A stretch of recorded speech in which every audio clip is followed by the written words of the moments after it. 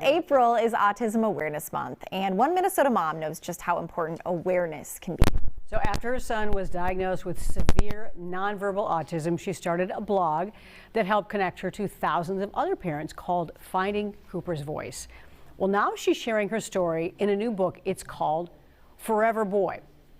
And we just want to welcome author Kate Swenson. Nice to have you here. Thanks for having me. Doesn't it sound cool, author Kate Swenson? It doesn't sound real. Right? It doesn't feel real. You've been blogging for a long time about, your feelings, getting all this out. And when take us back to the day that you learned your son Cooper was diagnosed with autism. Run us through some of those feelings and how it kind of helped you, to write and get some of that stuff out.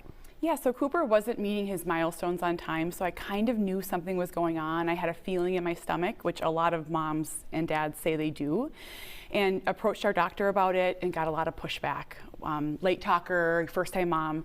So I made the appointment on my own and really pushed for that diagnosis, and I felt relief actually when I heard the words, because I was like, now we can help him. The help will come, but it didn't. There was still a lot of waiting and just kind of hoping.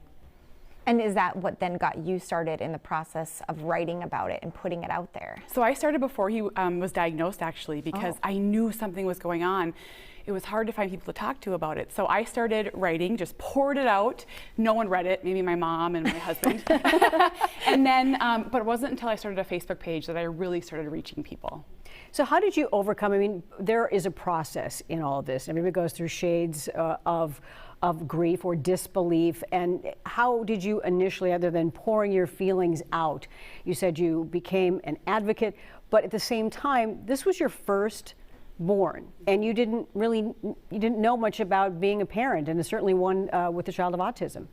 I was so lost. I dove into it as much as I could to help him. I researched, tried to connect, did all the things, but I still kind of felt like I was coming up short. I wasn't able to get him help to communicate, help to sleep, help to feel better, because it just didn't seem like it was out there. But we eventually went through all those feelings that come along with having a child who's walking a different path and found acceptance. It was interesting because you say that obviously there were things that you could do to help him and to change his process, but that you yourself too had to go through some changes. Oh, Cooper is exactly the person he was meant to be, born to be. He's happy, he's thriving. It was me that had to accept life was going to look different. He may not talk, and that's okay. He may not shoot the basketball and score the goal, but he's still going to have this amazing life, and it took me time to accept that. I can admit that.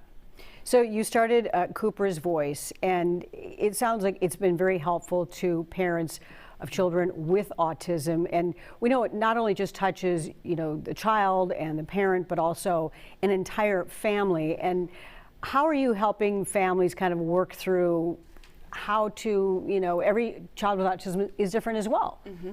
So when Cooper was diagnosed, I needed to find someone who had a family like ours. It was that simple. I needed to find another child, another mom, another dad just like us, and I couldn't. We felt like we had the only child with autism. We lived in Duluth, Minnesota. And by starting the Facebook page, I found families and brought us together, and now we talk about this, and we share, and we cry, and we laugh, and it's our normal. Okay, so you have a new book. We have it sitting right here, Forever Boy, and we showed a little picture of that earlier. We're going to talk about that coming up the next hour. But quickly, what was the point where you have this blog where you say, I'm going to take this to the next level? It sort of fell in my lap, which is kind of a funny story. A woman in New York reached out to me and she's like, you need to start writing. And I was like, oh, no. And she's like, do it. And when I signed my contract, then COVID hit. And I wrote this while homeschooling with kids and a husband and pregnant. So this is my greatest achievement. That is an achievement. Yeah. Yes.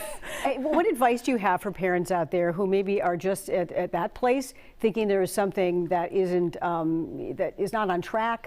Mm-hmm. What should they, if you say, get a lot of information, maybe find a family to model, to connect with, but what other kind of advice can you offer people who are in the same boat? Trust your gut. If you feel like something's going on, say something to your doctor, say something to your kids' teachers. You have to push. No one's going to fight for your kid as hard as you are, and you may reach a lot of dead ends, but keep pushing. If autism is there, if it isn't there, you're going to find out, and you're going to help your child.